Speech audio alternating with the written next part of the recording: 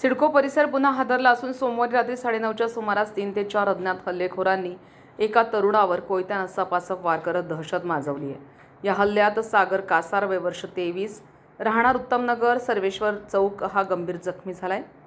सागर हा आपल्या मावस बहिणीला घरी सोडण्यासाठी जात असताना भोळे मंगल कार्यालय परिसरात दबा धरून बसलेल्या टोळक्याने त्याला अडवलं। काही समजण्याच्या आतच आरोपींनी धारदार कोयत्यानं हल्ला चढवत परिसरात एकच खळबळ उडवली। रक्तबंबाळ अवस्थेतील सागरला स्थानिक नागरिकांनी तातडीनं रुग्णालयात दाखल केलं। त्याच्यावर उपचार सुरू आहेत। हल्ल्यानंतर आरोपी अंधाराचा फायदा घेत घटनास्थळावरून पसार झालेत। घटनेमागील कारण अद्याप अस्पष्ट असून पोलिसांनी परिसरातील सीसीटीव्ही फुटेज तपासण्यात सुरुवात केली आहे।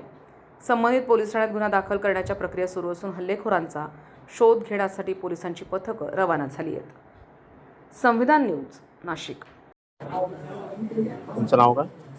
सागर सुनील. बरं, काय प्रकार घडला? मी माझी मानलेली बहीण आहे वैष्णवी खंडारे म्हणून, तिला सोडवायला मी घरी चाललो होतो शुभम पार्कला। तर भोळे मंगल कार्यालयाच्या समोर एक मार्बलचं दुकान होतं, तिथं तिने फोन करून समीर नावाच्या व्यक्तीला बोलवलं। त्याच्यासोबत 3 ते 4 जण आले। त्यांच्याकडं कोयते, दांडे, बिअरच्या बाटल्या सर्व वस्तू होते। त्यांनी मला विचारलं तू कोण आहे काय? मी बोललो तिचा भाऊ आहे असं तसं।